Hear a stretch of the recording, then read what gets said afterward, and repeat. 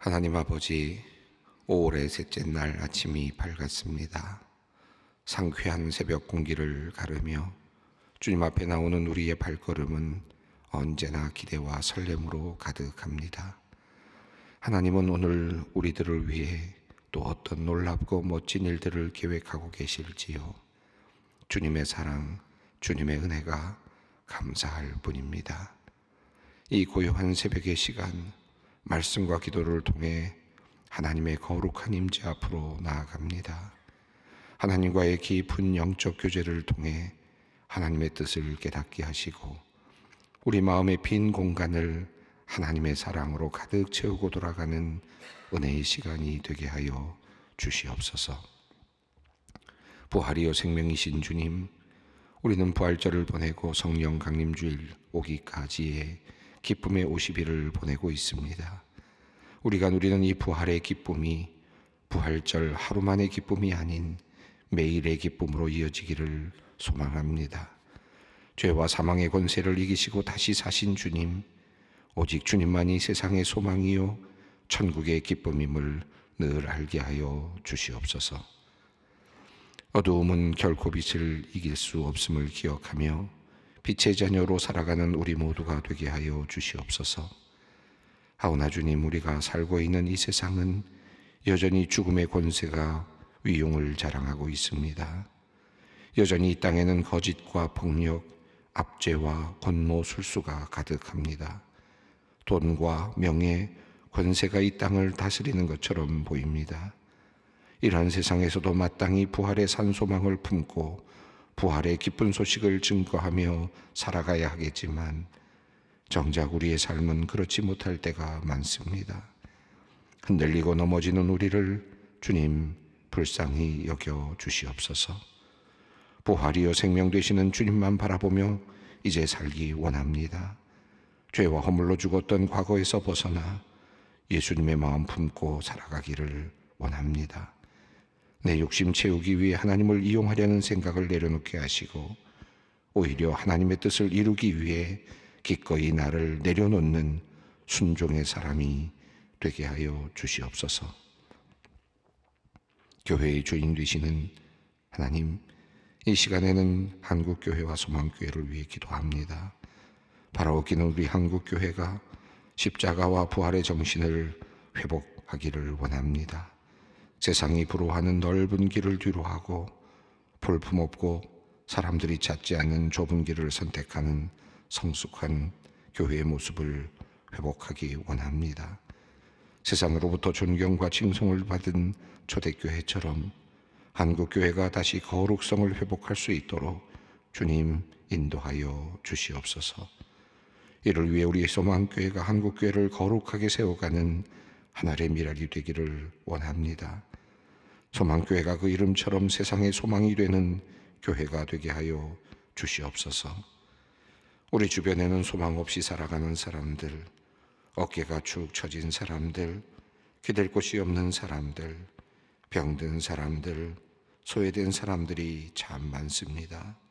그들에게 생명의 빛과 온기를 전하는 소망교회가 되게 하여 주시옵소서. 하나님, 소망교회를 위해 일할 장로님을 선출하는 선거가 이제 20명의 후보자를 정하고 1차 선거를 앞두고 있습니다. 새롭게 선정된 후보자들 한 분 한 분의 마음이 하나님 앞에서 진실되게 하시고 결의가 단단하게 하여 주시옵소서. 자신의 영광이나 이익을 위해 나선 자리가 아니오니 늘 겸손케 하시고 주님을 따라가는 길에 용기를 내게 하여 주시옵소서. 하나님, 1차 후보에 선정되지 못한 우리 성도님들을 위로하여 주시옵소서. 우리의 중심을 보시는 주님이시오니 주님을 향한 뜨거운 열정과 사랑을 기쁘게 받아주시고 새 힘을 주셔서 주님 따라가는 길에 쉼이나 지침이 없게 하여 주시옵소서. 오늘부터 세계선교부에서 교육자와 부장단이 아프리카와 카자흐스탄으로 리서치 탐방을 다녀옵니다. 코로나 기간 중에 허입된 선교사님들의 사역과 중장기 선교 전략을 모색하자 하는 방문입니다. 하나님, 그들의 발걸음을 건강하고 안전하게 지켜 주시옵소서. 방문의 기간 동안 마땅히 보고 점검하고 품어야 하는 것들을 바로 보고 듣고 품을 수 있도록 인도하여 주시옵소서. 또한 이번 방문이 선교사님과 선교지의 큰 위로가 되게 하여 주시옵소서.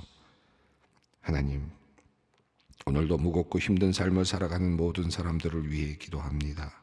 치매로 고생하시는 부모님을 모시느라 힘든 시간을 보내는 자녀들이 있습니다. 연약한 남편, 아내를 돌보는 배우자들이 있습니다. 장애가 있는 자녀를 키우며 늘 걱정하며 눈물로 기도하는 가정이 있습니다. 배우자를 하늘로 먼저 보내고 자녀들은 모두 외국으로 떠나 홀로 외롭게 견디며 살아가는 성도님들이 있습니다. 불면증으로 인해 약이 없으면 잠을 이룰 수 없어 힘들게 살아가는 성도님도 있습니다. 심각한 우울 증세로 위험에 처해 있는 성도님 가정도 있습니다. 위기의 기업을 하루하루 지탱해내느라 마음과 뼈가 녹아내리는 경험을 하는 성도님도 있습니다. 주님, 오늘도 이렇게 힘든 시간에 주님의 이름 부르며 기도하는 모든 이들을 주님 위로하시고 그들과 함께 하여 주시고 그들의 기도를 들어 응답하여 주시옵소서. 오늘 어깨 회전 근개 파열로 수술받는 집사님을 위해 기도합니다. 찬양대에서 기쁨과 감사로 봉사하는 집사님입니다. 하나님께서 수술의 전 과정 가운데 함께 하시고 집도하는 의료진의 손길에 함께 하셔서 수술이 무사히 잘 진행되도록 인도하여 주시옵소서. 또한 빠른 시일 안에 회복하여 집사님이 앞으로 더 기쁨과 감사로 찬양의 제사를 올려드릴 수 있게 하여 주시옵소서. 이제 말씀 앞으로 나아갑니다. 부활하신 주님께서 제자들에게 찾아오셔서 친히 말씀하신 것처럼 이 시간 우리에게 찾아오셔서 말씀하여 주시옵소서. 주님의 말씀을 통하여 우리의 영혼이 새힘 얻게 하시고 오늘 하루도 주님의 말씀 붙잡고 주님과 동행하는 복된 하루 되게 하여 주시옵소서. 우리 주 예수 그리스도의 이름으로 기도드리옵나이다. 아멘. 오늘 우리에게 주시는 하나님의 말씀은 마가복음 12장 28절로 37절 말씀입니다. 마가복음 12장 28절로 37절 말씀입니다. 함께 봉독합니다. 서기관 중 한 사람이 그들이 변론한 것을 듣고 예수께서 잘 대답하신 줄 알고 나와 묻되 모든 계명 중에 첫째가 무엇이니까? 예수께서 대답하시되 첫째는 이것이니 이스라엘아 들으라 주 곧 우리 하나님은 유일한 주시라. 내 마음을 다하고 목숨을 다하고 뜻을 다하고 힘을 다하여 주 너희 하나님을 사랑하라 하신 것이요 둘째는 이것이니 내 이웃을 내 자신과 같이 사랑하라 하신 것이라. 이보다 더 큰 계명이 없느니라. 서기관이 이르되 선생님이여 옳소이다. 하나님은 한 분이시요 그 외에 다른 이가 없다 하신 말씀이 참이니이다. 또 마음을 다하고 지혜를 다하고 힘을 다하여 하나님을 사랑하는 것과 또 이웃을 자기 자신과 같이 사랑하는 것이 전체로 드리는 모든 번제물과 기타 제물보다 나으니이다. 예수께서 그가 지혜 있게 대답함을 보시고 이르시되 내가 하나님의 나라에서 멀지 않도다 하시니 그 후에 감히 묻는 자가 없더라. 예수께서 성전에서 가르치실 때 대답하여 이르시되 어찌하여 서기관들이 그리스도를 다윗의 자손이라 하느냐? 다윗이 성령에 감동되어 친히 말하되 주께서 내 주께 이르시되 내가 내 원수를 내 발 아래 둘 때까지 내 우편에 앉았으라 하셨도다 하였느니라. 다윗이 그리스도를 주라 하였은즉 어찌 그의 자손이 되겠느냐 하시니 많은 사람들이 즐겁게 듣더라. 어제 본문 말씀은 사두개인들과 예수님께서 대화를 나누시고 변론하시는 그런 내용이었습니다. 부활이 있는가? 과연 부활이 있는가라고 하는 그런 질문이었죠. 사두개인들은 부활에 대해서 믿지 않았고 또 그것을 도리어 예수님 앞에서 증명하려고 했지만 예수님께서는 그들을 향하여서 너희가 크게 오해하였도다라고 말씀하시면서 너희가 성경을 제대로 알지 못한다. 그리고 하나님의 능력을 너희가 알지 못하고 있다라고 그렇게 말씀하셨습니다. 이 부활에 대한 예수님의 말씀 속에서 우리는 우리가 나중에 부활하게 될 우리의 몸이 어떤 몸일까 한번 상상을 해보게 되는데, 참으로 신비로운 하나님께서 우리에게 주시는 선물이 아닐까 하는 생각을 합니다. 하나님의 능력이 그렇게 우리를 이끌어 가시겠구나 하는 믿음을 갖게 됩니다. 이 세상 속에서 살았던 그 삶이 또 연속성을 유지하면서, 그러면서도 또 이 세상에서 살았던 또 땅에서의 모든 삶에서 또 부적절한 것들이 사라지고 또 새로운 몸으로 창조되는 연속성과 불연속상에서 하나님의 신비로운 창조가 일어나는 이 부활에 대한 소망, 이것이 우리가 갖고 있는 소망입니다. 자, 이렇게 예수님께서는 사두개인들과 함께 대화를 나누시면서 부활에 대한 말씀을 하셨는데, 이제 다시 또 다른 토론이 이어지고 있습니다. 이제는 서기관 중에 한 사람이 예수님께 말씀을 이제 걸고 그리고 토론을 하는 내용입니다. 지금 앞서서 예수님께서 예루살렘 성으로 들어오신 다음에 성전을 정화하시고 다시 나가셨다가 또 들어오셔서 이제 사람들과 만나셔서 몇 번에 걸쳐서 지금 토론을 진행하고 계시죠. 대제사장 그리고 서기관들 그리고 장로들과 함께 나와서 무슨 권위로 네가 이런 일을 했느냐 하는 이야기부터 시작이 되었고, 그리고 또 헤롯 당과 바리새인들이 나와서 또 예수님께 대하여 물었던 가이사의 것, 이 가이사의 것을 어떻게 해야 되느냐 하는 문제, 세금에 관련된 문제가 있었고요. 또 사두개인들이 나와서 이제 부활에 대한 이야기를 물었습니다. 그리고 나서 이 모든 과정을 지켜보고 있었던 한 서기관이 이제 예수님의 그 답변에 대해서 감동을 했던 것 같습니다. 그리고 또 예수님에 대한 그 말씀에 그 감동되었을 뿐만 아니라 그 말씀들이 옳다라는 생각이 들었던 것 같습니다.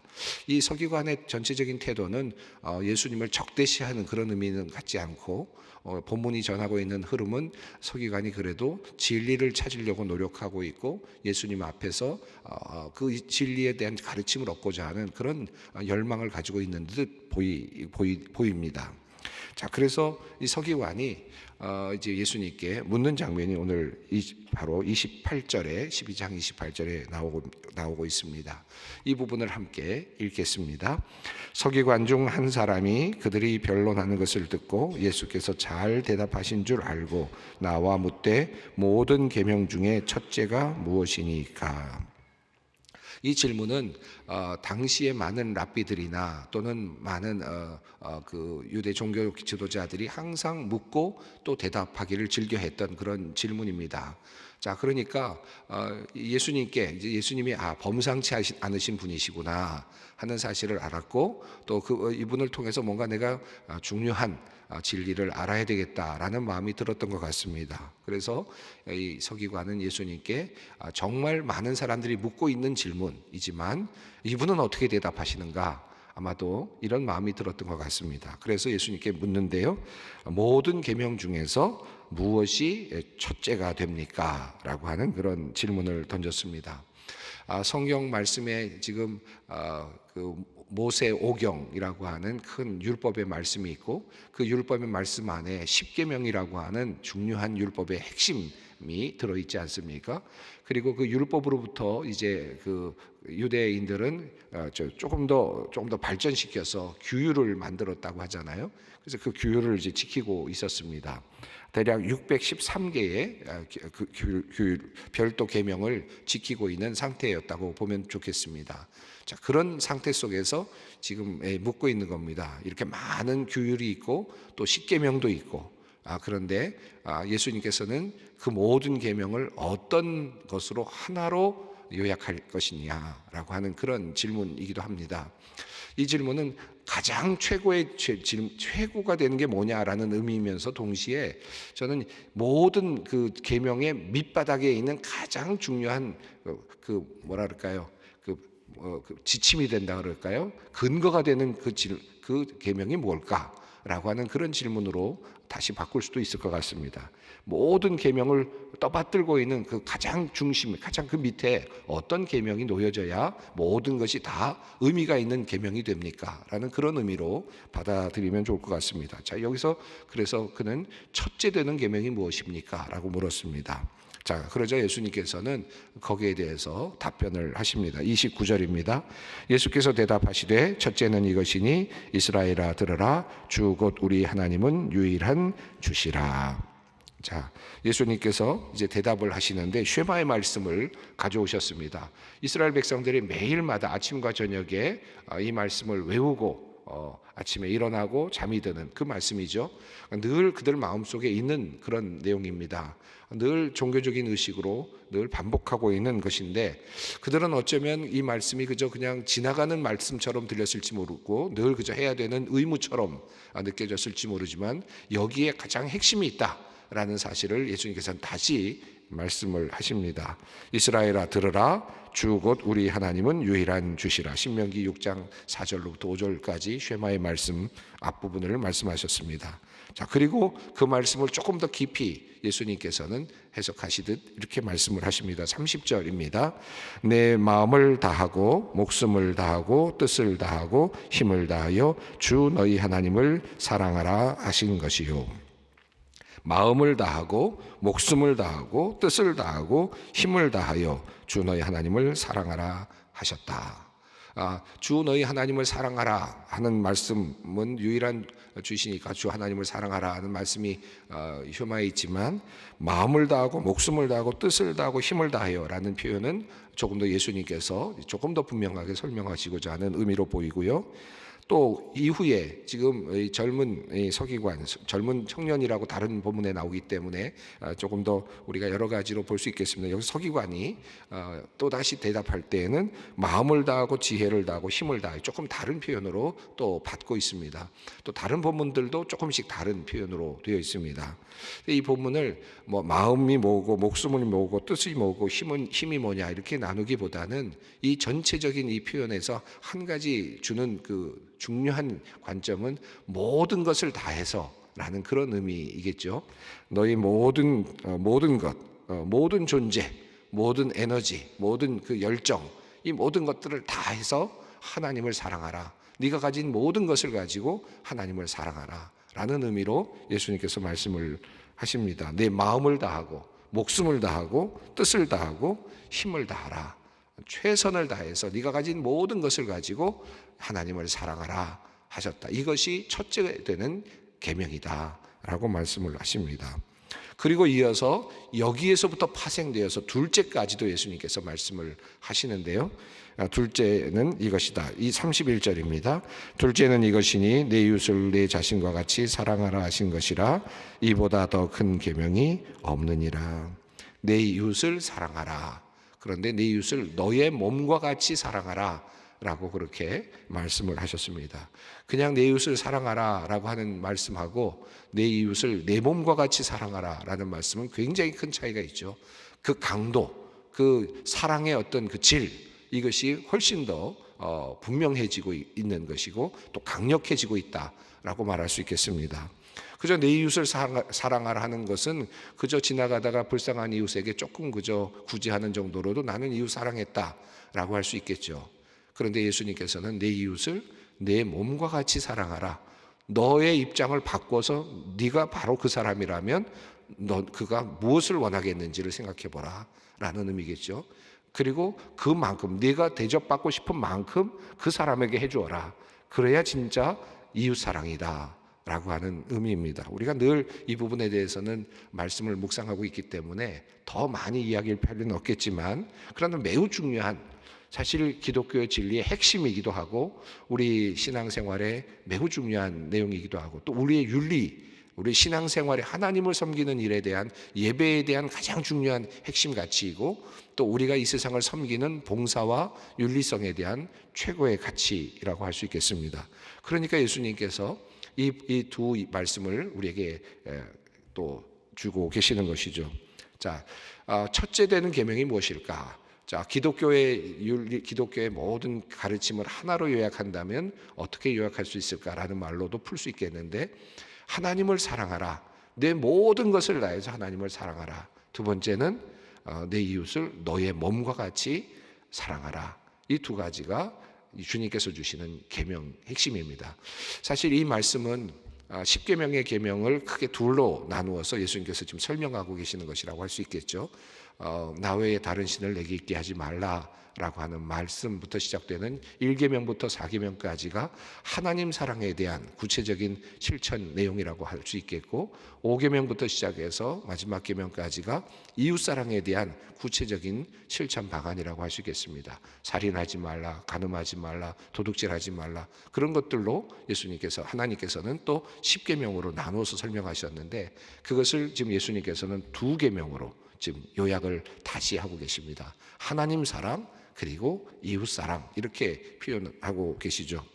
자, 그러자 예수님의 말씀을 들은 서기관은 여기에 대해서 모범생처럼 그렇게 응답을 합니다.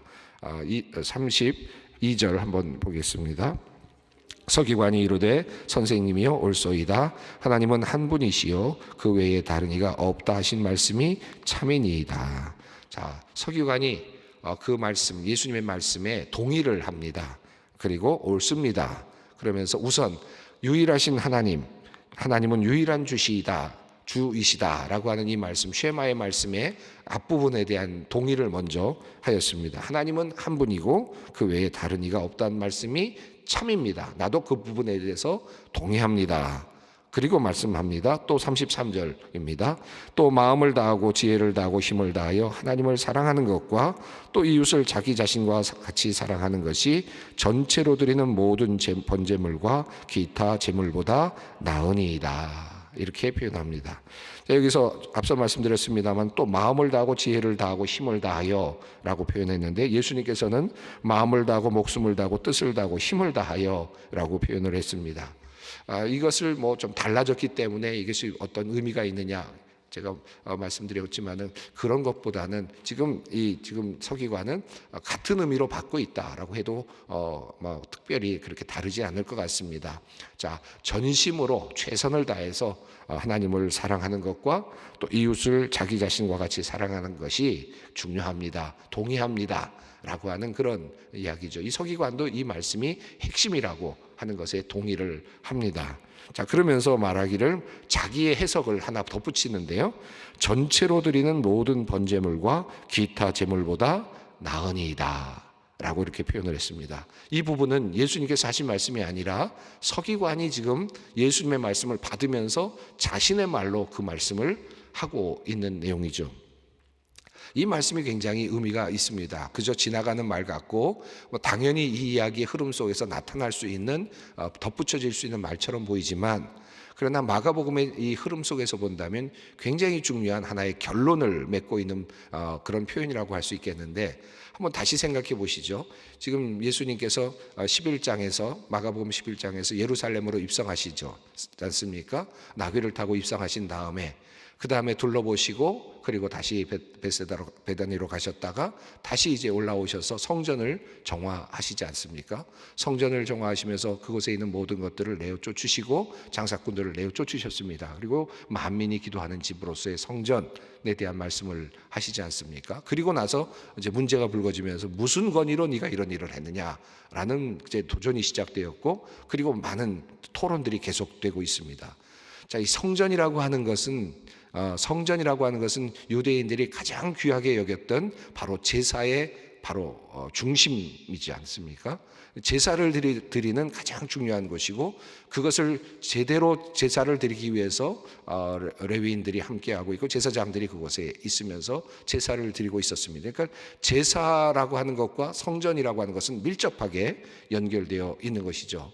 자, 그런 이야기가 시작점에 있었습니다. 그리고 지금 4번에 걸쳐서 토론들이 지금 이어지고 있고, 이 장소는 지금 예루살렘입니다. 그리고 아마도 성전이라고 보여집니다. 자, 이 장소에서 예수님께서 지금 토론을 하고 있는데, 예수님의 말씀으로 지금 정리가 되는 것이 아니라 한 서기관의 말로 이제 결론이 나는데요. 뭐라고 납니까? 전체로 드리는 모든 번제물과 기타 제물보다 낫습니다. 성전의 제사보다 더 중요한 것이 있다는 거죠. 그것이 뭡니까? 하나님을 사랑하는 것이고, 그리고 이웃을 사랑하는 것이다. 그러니까 여기서 말하는 성전의 뭐라 그럴까요? 성전이라고 하는 것에 드려지는, 성전으로 통해서 예배 드려지는 이 제사가 이제 도리어 여기서는 이제 낮아지고 그리고 폐기되는, 폐기까지는 아니더라도 적어도 그보다 더 중요한 것이 있다. 성전에서 드려지는 성전의 제사보다 더 중요한 것은, 가장 핵심적인 가치는 하나님을 사랑하는 것이고 이웃을 사랑하는 바로 그것이다. 자, 이러한 서기관의 결론을 통해서 지금 앞서 나왔던 예수님께서 성전을 정화하셨던 그 사건과 맞물리면서 하나의 결론으로 도출이 되고 있습니다. 자, 결국은 성전을 정화하신 예수님의 그 행동은 옳은 행동입니다. 정말 우리가 하나님을 사랑하느냐, 그리고 정말 우리가 이웃을 사랑하고 있느냐, 이 문제가 더 큰 문제입니다. 지금 서기관의 입을 통해서 지금 고백이 되고 있습니다. 자, 그러자 예수님께서 말씀하십니다. 예수께서 함께 읽습니다. 34절입니다. 예수께서 그가 지혜 있게 대답함을 보시고 이르시되 내가 하나님의 나라에서 멀지 않도다 하시니 그 후에 감히 묻는 자가 없더라. 앞서서 말씀드렸습니다마는 이 서기관과의 대화는 예수님과 아주 친밀해 보이는 대화고요. 굉장히 긍정적이고 적대적이기보다는 서로 존중하는 그런 대화로 보이고, 예수님께서 이 마지막에 지혜 있게 대답함을 보시고 이렇게 표현하고 있는 것이나, 또 하나님의 나라에서 멀지 않도다 라고 표현하는 것으로 보아서 상당히 아주 친밀한 그런 대화가 이루어졌다, 좋은 토론이 이루어졌다라고 생각이 됩니다. 자, 그런 면에서 본다면 이제 정말 좋은 대화가 이루어졌지만, 이런 질문을 던져보면, 그럼 이 서기관이 예수님을 믿었을까요? 예수님을 믿었을까요? 하나님을 사랑하고 이웃을 사랑하라고 하는 바로 그 명제를 서로 동의했습니다. 그리고 성전의 제사보다 그것이 훨씬 더 중요하다라는 것까지 동의했습니다. 이 사람이 예수를 믿었을까요? 구원받았을까요? 자, 요 다음의 이야기가 바로 그 사실을 우리에게 알려주고 있습니다. 35절입니다. 함께 읽습니다. 예수께서 성전에서 가르치실 때에 대답하여 이르시되 어찌하여 서기관들이 그리스도를 다윗의 자손이라고 하느냐. 이 말은 메시아가 올 것인데 그 메시아가 다윗의 자손으로부터 온다라고 서기관들이 주장하고 있고, 또 사람들이 그와 같은 그 종교 지도자들이 그런 이야기를 하고 있다. 메시아는 다윗의 자손에서 온다라고 왜 사람들이 그렇게 이야기하느냐라고 하는 질문입니다. 자, 그러면서 이어서 36절에서 말씀합니다. 함께 읽습니다. 다윗 성령에 감동되어 친히 말하되 주께서 내 주께 이르시되 내가 내 원수를 내 발 아래 둘 때까지 내 우편에 앉았으라 하셨도다 하였느니라. 37절입니다. 다윗이 그리스도를 주라 하였은즉 어찌 그의 자손이 되겠느냐 하시니 많은 사람들이 즐겁게 듣더라. 자, 이 말씀의 핵심은 이것입니다. 조금 어렵지만 메시아가 다윗의 자손 중에서 올 것이다 라고 이야기했는데, 시편 110편을 보면, 또 그 외에도 다른 여러 그 시편의 노래들을 보면 다윗이 그분을 향해서 주라고 불렀다는 거죠. 주님이라고 불렀다라는 것입니다. 어떻게 다윗의 자손인데 그가 주라고 부르느냐. 그러니까 결국은 다윗의 자손인데 어떻게 그를 다윗이 도리어 영적으로 그를 주님이라고 불렀느냐라고 하는 것입니다. 이 말씀은 어떤 뜻이겠습니까? 그러므로 이분은 다윗의 자손을 넘어서는 분이시다. 결국 말씀하고자 하는 건 뭡니까? 그는, 메시아는 하나님의 아들이시다 라고 하는 이야기를 지금 예수님께서 하고 계십니다. 지상의 존재로는 아브라함의 자손이 될진 모르지만, 그러나 하늘의 존재로서 올려지신 분으로서의 그분은 바로 하나님의 아들이시다. 이 말씀의 핵심은 뭘까요? 결국 내가 바로 하나님의 아들이다 라고 하는 말씀입니다. 자, 이 이야기를 예수님께서 지금 서기관 앞에서 하시는 것이고 사람들 앞에서 하고 계십니다. 다시 앞에 있는 내용을 보면 이렇습니다. 하나님을 사랑하고 이웃을 사랑하는 것, 이것이 최고의 계명입니다 라고 했습니다. 자, 그런데 예수님께서 다윗의 자손에 대한 이야기를 끌어들이시면서 내가 누구냐? 나는 다윗의 자손이면서 동시에 나는 하나님의 아들이다. 결국 너희가 사랑해야 할 대상이고 네가 모든 것을 다해서 섬겨야 될 바로 그 존재가 바로 나이다. 예수 그리스도다 라고 하는 데까지 지금 예수님께서 밀고 나가고 계십니다. 아마도 이 서기관은 여기까지 깨닫지는 못하지 않았을까 하는 생각도 듭니다. 자, 오늘 이 말씀 한번 다시 깊이 묵상할 수 있었으면 좋겠고요. 나에게 예수는 어떤 분이신가? 다시 한번 깊이 생각하면서 나는 예수 그리스도를 얼마나 깊이 내 마음과 그리고 목숨과 뜻과 힘을 다해서 사랑하고 있는가 한번 깊이 생각해 볼 수 있는 오늘 아침이 되었으면 좋겠습니다. 함께 기도하겠습니다. 하늘에 계신 우리 아버지, 아버지의 이름을 거룩하게 하시며 아버지의 나라가 오게 하시며 아버지의 뜻이 하늘에서와 같이 땅에서도 이루어지게 하소서. 오늘 우리에게 일용할 양식을 주시고 우리가 우리에게 잘못한 사람을 용서하여 준 것 같이 우리 죄를 용서하여 주시고 우리를 시험에 빠지지 않게 하시고 악에서 구하소서. 나라와 권능과 영광이 영원히 아버지의 것입니다. 아멘.